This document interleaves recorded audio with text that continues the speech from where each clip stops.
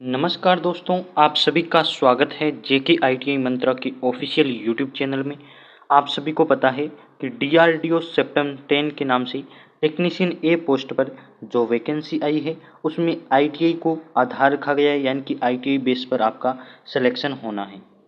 उसी के लिए जो जनरल अवेयरनेस है उसकी सीरीज शुरू की है। यदि आपको ये वीडियो पसंद आई तो इसे लाइक करें। और ये हमारे जनरल नॉलेज का या जनरल अवेयरनेस का पहला पार्ट रहेगा, जिसमें हम बुक्स एंड ऑथर यानी कि पुस्तक और उनके लेखक वाले टॉपिक को कंप्लीट करेंगे। जनरल अवेयरनेस में आपको क्वेश्चन कहीं से भी पूछा जा सकता है, तो हम टॉपिक वाइज एक एक टॉपिक को क्लियर करते जाएंगे। जो इम्पोर्टेंट टॉपिक्स हैं जैसे खेल हो गया, कौन सा मंत्रालय किसके पास है, बुक्स और उसके लेखक, हम सारे टॉपिक को एक एक करके क्लियर करेंगे। हमारे साथ बने रहिए, चैनल को सब्सक्राइब कर लीजिए। डीआरडीओ की सीरीज आपको रेगुलर मिलती रहेगी, तो आप वीडियो को लाइक और चैनल को सब्सक्राइब करें। आज हम इम्पोर्टेंट जो बुक्स हैं उनके लेखक हैं उनकी बात करेंगे, जो 2020 से 2022 तक इम्पोर्टेंट बने हुए हैं, यानी कि 2020 से लेकर अभी तक ट्रेंडिंग में या फिर चर्चा में रहे हैं। तो चलिए शुरू कर देते हैं। आज हम 15 पुस्तक के बारे में बात करने वाले हैं। तो पहली जो आप देख रहे होंगे इस स्लाइड में आपको देखने को मिलेगा 5 क्वेश्चंस और उनके लेखक।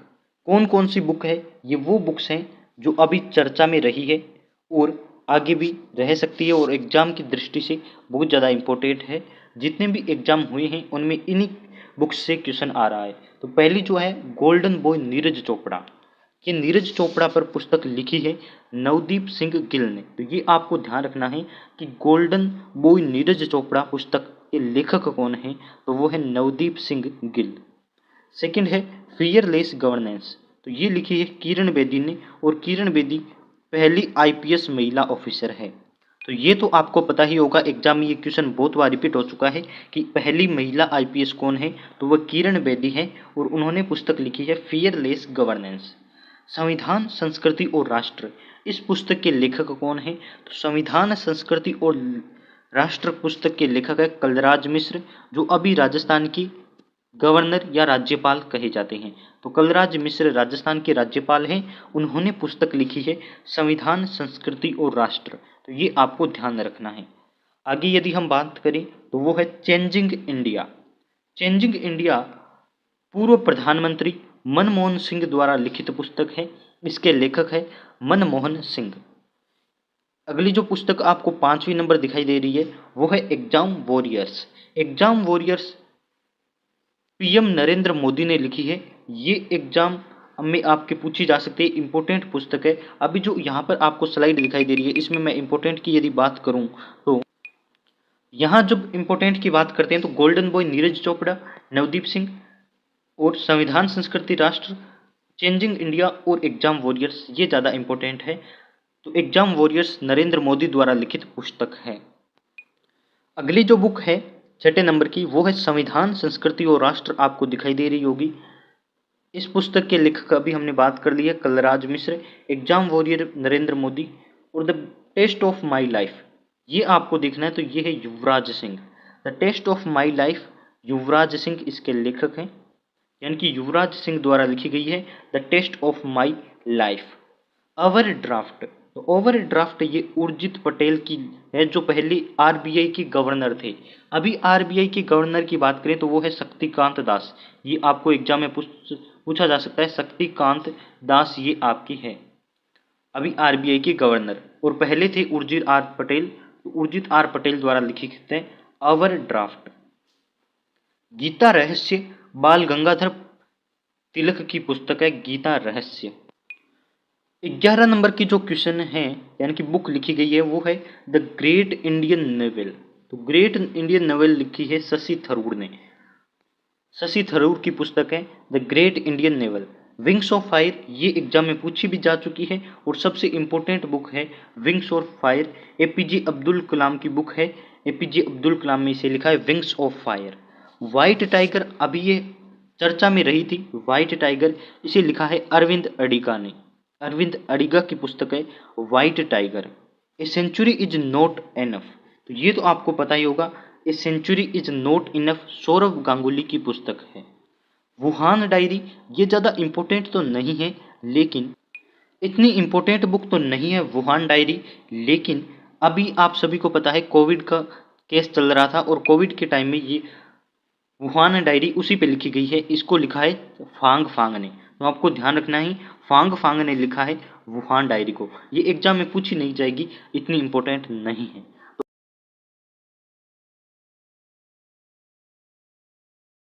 आज का जो हमारा इम्पोर्टेंट पहला क्वेश्चन है वो आपके सामने है, प्रवासी भारतीय दिवस कब मनाया जाता है। तो आप ऑप्शन देख सकते हैं, हमने 4 ऑप्शन रखे हैं और चारों का हम एक्सप्लेन करेंगे। इस एक क्वेश्चन से आपके 4 नए क्वेश्चन तैयार होने वाले हैं। आप उनको कहीं नोट कर लीजिए या फिर ये पीडीएफ आप हमारे टेलीग्राम से डाउनलोड कर सकते हैं, वहाँ ये पीडीएफ मिल जाएगी, ताकि आप इनको एक बार पढ़ लीजिए। आपके 4 क्वेश्चन होने वाले हैं। पीडीएफ में चारों का एक्सप्लेनेशन नहीं है, लेकिन हम यूट्यूब पर करवाने वाले हैं। तो यदि हम पहले ऑप्शन 10 जनवरी की बात करें, तो पहला जो आपका ऑप्शन है 10 जनवरी, इसको हम मनाते हैं विश्व हिंदी दिवस। आप लिख लीजिए विश्व हिंदी दिवस। और जब राष्ट्रीय हिंदी दिवस की बात आती है तो वह 14 सितंबर को हम सेलिब्रेट करते हैं, जो कल 14 सितंबर थी। अब है अगला क्वेश्चन, यानी कि 9 जनवरी। तो 9 जनवरी को मैं आपको बता दूं, गांधी जी दक्षिण अफ्रीका से भारत आए थे और उन्हीं के लिए हम 9 जनवरी को प्रवासी भारतीय दिवस के रूप में सेलिब्रेट करते हैं। आपका ऑप्शन नंबर बी यहाँ सही आंसर रहेगा। अगला जो ऑप्शन नंबर सी है 23 जनवरी। 23 जनवरी को हम मनाते हैं पराक्रम दिवस, और पराक्रम दिवस ये सुभाष चंद्र बोस की जयंती पर हम सेलिब्रेट करते हैं।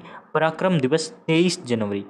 और अगला आप सभी को पता होगा 28 फरवरी, जो सीवी रमन को नोबेल पुरस्कार मिला था, उसी के लिए हम मनाते हैं विज्ञान दिवस के रूप में 28 फरवरी को। तो हमने चारों ऑप्शन को एक्सप्लेन किया है, यानी कि आपके 4 नए क्वेश्चन तैयार हो गए हैं। इसी प्रकार वीडियो को लास्ट तक देखिए, आपके 40 क्वेश्चन जरूर तैयार हो जाएंगे।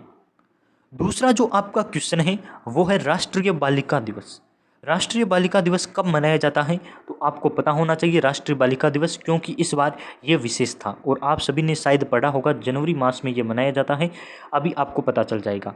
10 जनवरी की बात करें तो अभी मैंने आपको बताया विश्व हिंदी दिवस के रूप में मनाते हैं 10 जनवरी को। 8 मार्च को अंतर्राष्ट्रीय महिला दिवस, आपको पता होना चाहिए अंतर्राष्ट्रीय महिला दिवस और राष्ट्रीय महिला दिवस कब होता है। राष्ट्रीय महिला दिवस की बात करें तो वो होता है 13 फरवरी को, और अंतर्राष्ट्रीय महिला दिवस होता है वो होता है 8 मार्च को।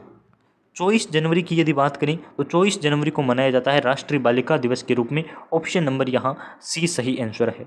और 22 अप्रैल की यदि हम बात करें तो ये पृथ्वी दिवस के रूप में 22 अप्रैल को सेलिब्रेट करते हैं, और 22 मार्च को हम जल दिवस के रूप में मनाते हैं।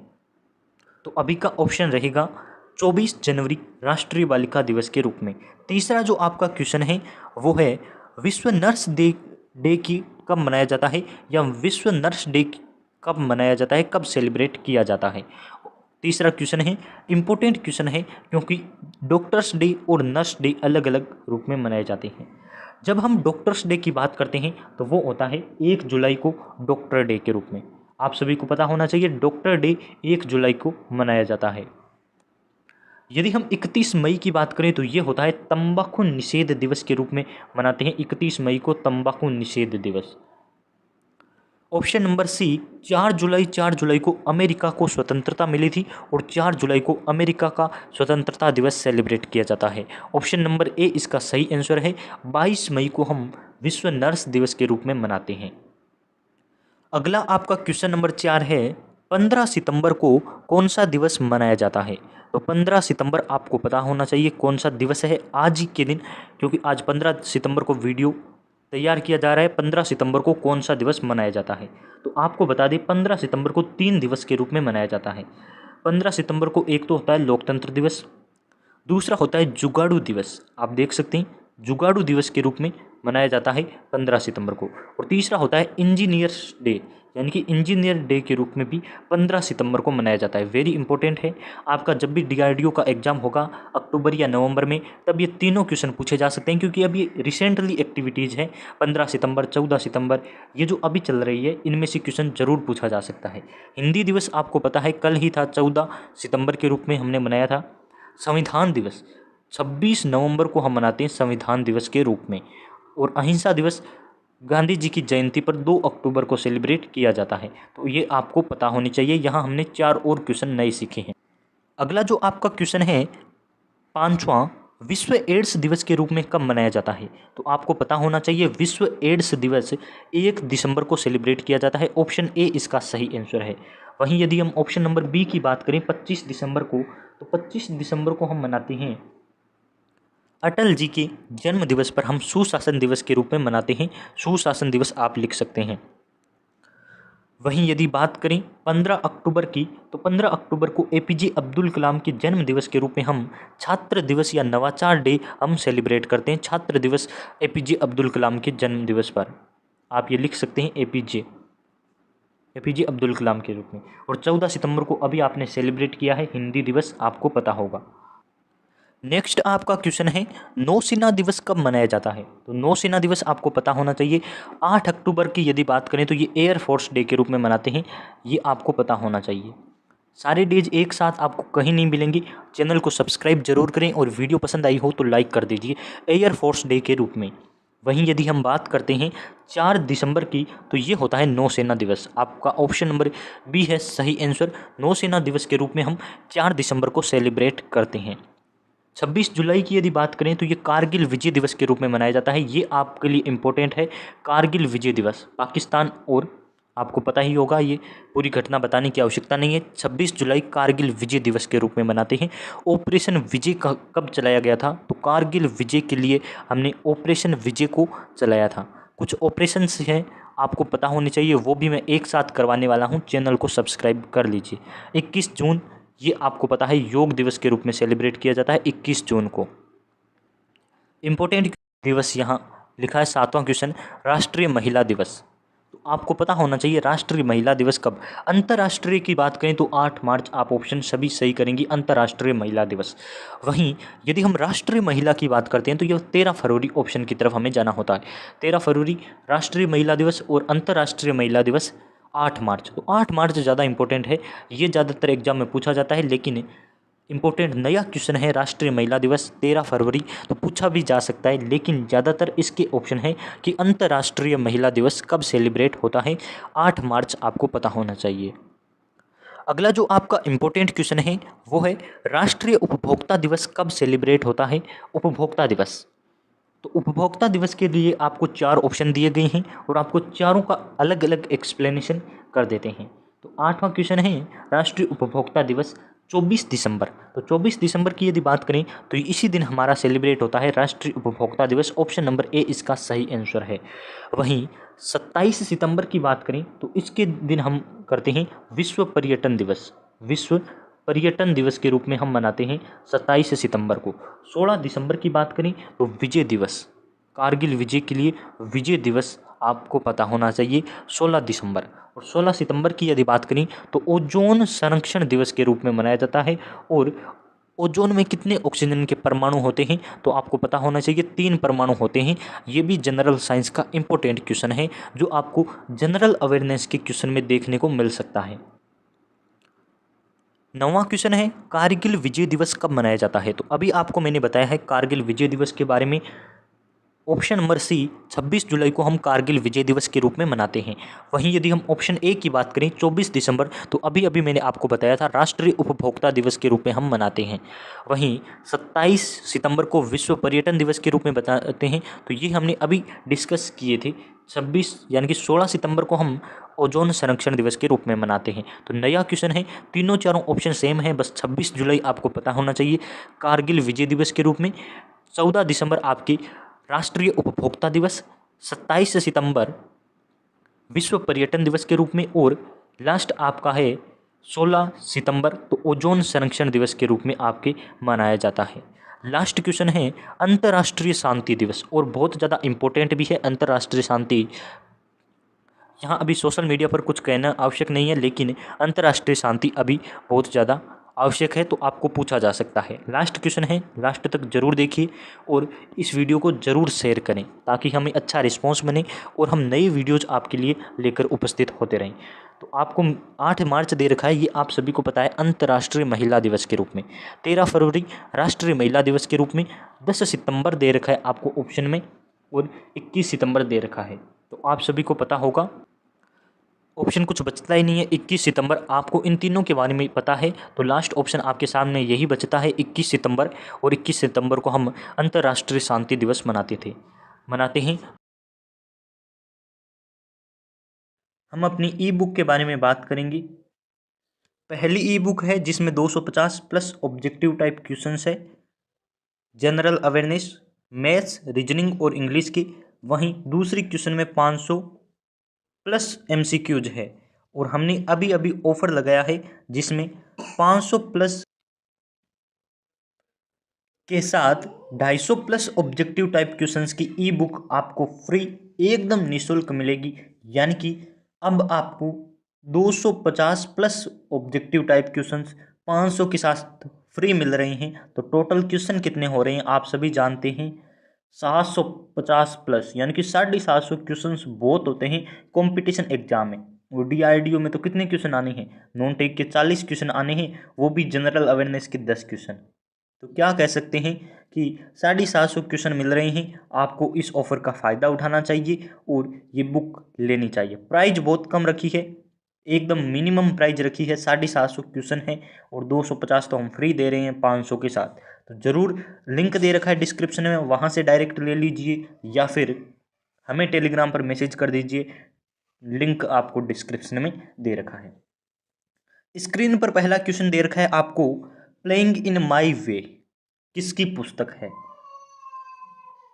बुक एंड ऑथर का हमने एक टॉपिक लगाया था जिसमें हमने आपको इंपॉर्टेंट बुक्स एंड ऑथर करवाए थे, 15 बुक्स बताई थी। और अभी जो STAB के एग्जाम में 2 बुक्स पूछी गई वो हमारी वीडियो से देखी गई। तो मैं आपको निष्कर्ष के तौर पर कहना चाहता हूँ, कोई फोर्स नहीं है, यदि आप चाहें तो हमारी प्लेलिस्ट है DRDO एंड UPPCL TG2 नाम की, उसमें विजिट कीजिए और प्लेलिस्ट की सारी वीडियोज को देख लीजिए नॉन टेक के, आपकी बेहतरीन तैयारी हो जाएगी।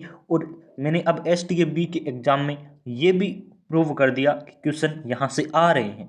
यदि क्वेश्चन एक भी नहीं आता तो हमारी सीरीज़ का कोई फ़ायदा नहीं होता और आपको देखने के लिए मैं क्यों कहता। लेकिन आप यदि चाहते हैं, अभी भी आपका एग्ज़ाम नहीं हुआ है, जाकर ज़रूर देख लीजिए। और यदि आपको विश्वास नहीं है तो STAB का क्वेश्चन पेपर उठाइए और हमारी प्लेलिस्ट से मिलान कर लीजिए, 15 क्वेश्चन उठाए गए हैं। और भी अब आपको बता देते हैं, बुक्स एंड ऑथर एक और मैं क्वेश्चन ले रहा हूँ, ये भी आपके टेक्नीशियन में आ सकता है, प्लेइंग इन माई वे किसकी पुस्तक है। तो क्वेश्चन आपके सामने है, विनोद रॉय, अरविंद अडिगा, अरुंधति रॉय और सचिन तेंदुलकर। अरुंधति रॉय मैंने ऑप्शन में इसलिए लिया क्योंकि इसकी पुस्तक STAB के एग्जाम में पूछी गई। अरुंधति रॉय की 2 पुस्तक है और मैंने आपको दोनों करवा रखी है। पहली पुस्तक है the God of small things. कौन सी है, the God of small things, इस प्रकार से the God of small things, ये पुस्तक है अरुंधति रॉय की। और दूसरी पुस्तक का नाम है आज़ादी, और ये मैंने आपको करवा रखी है बुक्स एंड ऑथर वाले चैप्टर में, और सेम पूछी गई कि गॉड ऑफ स्मॉल थिंग्स किसकी पुस्तक है। ऑप्शन नंबर आपको करना था अरुंधति रॉय। STAB के 15 नवंबर के एग्जाम में ये क्वेश्चन पूछा गया। ऑप्शन नंबर A कह रहा है आपका विनोद रॉय, तो देख लेते हैं क्या है विनोद रॉय की पुस्तक का नाम। तो विनोद रॉय की आपकी पुस्तक है not just a night watchman, not just a night watchman, ये विनोद रॉय की पुस्तक है। ऑप्शन नंबर C हमने बता दिया। अरविंद अडिगा की पुस्तक भी पूछी जाती है तो वो है व्हाइट टाइगर, और ये बहुत ज़्यादा इंपॉर्टेंट क्वेश्चन है, इस बार आपके टेक्नीशियन में ये क्वेश्चन छप सकता है, व्हाइट टाइगर किसकी पुस्तक है। तो अरविंद अडिगा ऑप्शन की तरफ जाना है। और सचिन तेंदुलकर, जब प्ले की बात आती है तो सचिन तेंदुलकर ही आपको चुनना है। प्लेइंग इन माई वे, खेलना मेरे तरीके से खेलना, हिंदी में यही बनेगा। तो प्लेइंग इन माई वे पुस्तक है सचिन तेंदुलकर की। ऑप्शन नंबर D इसका सही आंसर है। तो बताइए आपके कितने नए क्वेश्चन तैयार हुए। विनोद रॉय की एक पुस्तक, अरविंद अडिगा की एक पुस्तक, अरुंधति रॉय की 2 पुस्तक और सचिन तेंदुलकर की, यानी कि 5 क्वेश्चन एक क्वेश्चन से तैयार हो रही हैं। तो वीडियोज को देखिए, मैं आपका टाइम लेता हूं लगभग 10 से 12 मिनट और क्वेश्चन आपको बहुत ज़्यादा करवा देता हूं। बिहू किस राज्य का त्योहार है। त्योहार से एक क्वेश्चन जरूर छपेगा, इसलिए हमने सीरीज का नाम रख दिया छपने वाले प्रश्न। तो बिहू किस राज्य का त्योहार है, कमेंट कीजिए और हमारी शाम 6 बजे वाली लाइव को हमेशा ज्वाइन कीजिए। आपका एक लाइव टेस्ट ही होता है। बिहू किस राज्य का त्योहार है, आप कमेंट करके बताइए, फिर मैं आगे बढ़ाता हूँ। हाँ हाँ, कमेंट कीजिए, आपको जो आंसर लग रहा है वही करते जाइए। तमिलनाडु कह रहा है, तमिलनाडु पहला नंबर क्या कह रहा है, तमिलनाडु। तो तमिलनाडु के जो त्योहार है वो नोट कर लीजिए। एक तो है पोंगल, सबको याद होगा ना, पोंगल, और दूसरा है कल्लीकट्टू। ये सबको लगभग याद नहीं है तो नोट कर लीजिए, कल्लीकट्टू ये भी तमिलनाडु का त्योहार है। तो दो त्योहार तमिलनाडु के पूछे तो आपको ऑप्शन की तरफ जाना है। केरल नंबर दे रखा है ऑप्शन नंबर बी, केरल राज्य। तो केरल का त्योहार कमेंट कीजिए क्या है, ओणम, है ना, याद है ना सबको। इनके ज़्यादा पूछे जाते हैं, तमिलनाडु और केरल के कम बच्चों को याद होते हैं, यानी इनके ज़्यादा क्वेश्चन पूछे जाते हैं। असम दे रखा है, असम का कौन सा है, तो आप सब कहेंगे बिहू, बिहू असम का है। तो ऑप्शन में क्वेश्चन में यही पूछा है, बिहू किस राज्य का है, ऑप्शन नंबर सी की तरफ। और राजस्थान का पूछा गया अभी STA-B के एग्जाम में, तो नोट कर लीजिए गणगौर राजस्थान का है। और राजस्थान और गुजरात राज्य के त्योहार नृत्य सबको याद होते हैं क्योंकि सबसे ईजी होते हैं। राजस्थान का गणगौर है, और नृत्य पूछे तो घूमर करेंगी। गुजरात का कौन सा है, तो आप अभी गरबा पूछा गया था STA-B के एग्जाम में, तो नोट कर लीजिए। यहाँ आपका ऑप्शन नंबर सी सही आंसर रहेगा, बिहू असम राज्य का त्योहार है। अभी आपके मैंने 5-6 और क्वेश्चन नए तैयार करवा दिए, 1 2 3 4 5 6 क्वेश्चन तैयार करवा दिए, यानी कि आपने 7 मिनट में 12 क्वेश्चन सीखे हैं, बहुत अच्छी बात। नेक्स्ट क्वेश्चन आपकी स्क्रीन पर है, और ये क्वेश्चन पूछा गया था 15 नवंबर 2022 की STA-B के एग्जाम में। क्वेश्चन कह रहा है शिक्षा संबंधित अनुच्छेद कौन सा है। तो शिक्षा से संबंधित अनुच्छेद मैंने आपको पहले भी करवाया है, एग्जाम से पहले करवा दिया 2 बार, अब एग्जाम के बाद और 2 बार करवा रहा हूँ, यानी कि मैं STA-B के एग्जाम से पहले मैंने इसे 2 बार करवाया। अब टेक्नीशियन ए से पहले मैं 2 बार करवा चुका हूँ और 2 बार और करवा रहा हूँ, यानी कि 4 बार ये क्वेश्चन आपके सामने आ रहा है इस चैनल के माध्यम से, यानी कि ये क्वेश्चन बहुत ज़्यादा इंपॉर्टेंट है और छप सकता है। तो क्वेश्चन कह रहा है शिक्षा संबंधित, जब भी शिक्षा आए तो आपको 2 बातें ध्यान रखनी है। एक तो 86वां संविधान संशोधन, 86वां संविधान संशोधन है कब हुआ, 2002 में हुआ। ये ऑप्शन मिले कि शिक्षा संबंधित संविधान संशोधन कौन सा है, 86वां संविधान संशोधन है, 2002 में हुआ। निःशुल्क व अनिवार्य शिक्षा को लागू किया गया, और अनुच्छेद पूछे तो आपको करना है 21A। और ये क्वेश्चन UPPCL TG2 ने 2021 में पूछा था और DRDO 2022 में दे सकता है, बहुत ज़्यादा इंपॉर्टेंट है, नोट कर लीजिए। आगे बढ़ते हैं, चलिए एक और संविधान संशोधन आपको बता दूं क्योंकि वो भी ज़्यादा पूछा जाता है। UPPCL ने लास्ट बार पूछा था 17वां क्या कहता है, यानी कि अनुच्छेद 17 क्या कहता है, तो ये छुआछूत का अंत है, यानी कि अस्पृश्यता का अंत अनुच्छेद 17 में है। आगे जो आपकी स्क्रीन पर क्वेश्चन है वो है पहला व्यक्तिगत सत्याग्रही कौन था। तो क्वेश्चन पूछा गया STA-B के एग्जाम में और DRDO के सेम छप सकता है।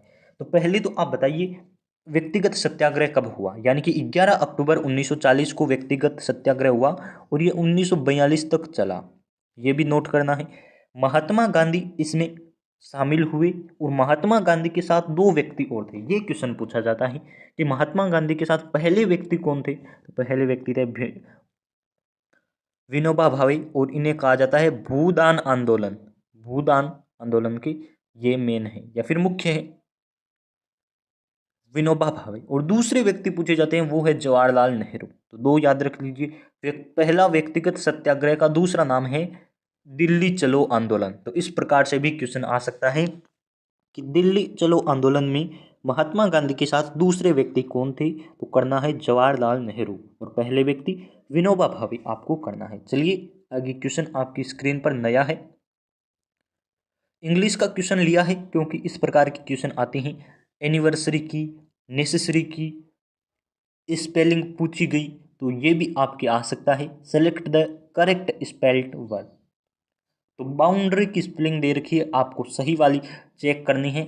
ये देखिए यहाँ गलत गलत और गलत, ये वाली करेक्ट है, चेक कर लीजिए। मैं आपको बोल के ही बता देता हूँ, BOUNDARY बाउंड्री होता है। इजीली याद कर सकते हैं। गलती यहाँ दे रखी है सब में और सब जगह सेम या सही लिखा हुआ है, तो आपको गलती पहचान करनी है।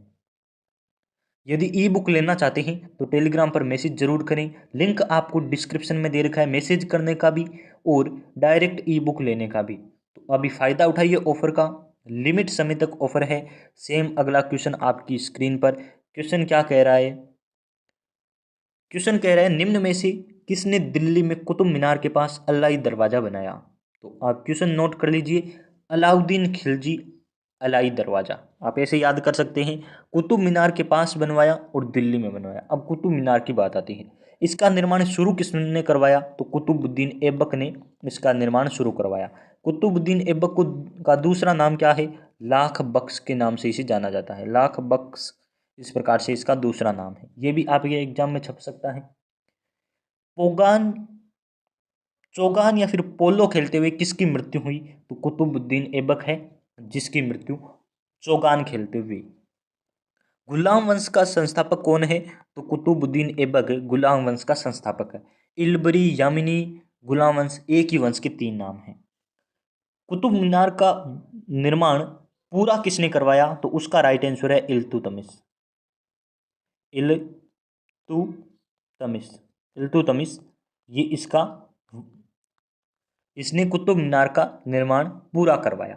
अब एक और क्वेश्चन आता है कि इक्ता प्रणाली, आगे लिख देता हूं मैं आपका, इक्ता प्रणाली किसने शुरू की? इक्ता प्रणाली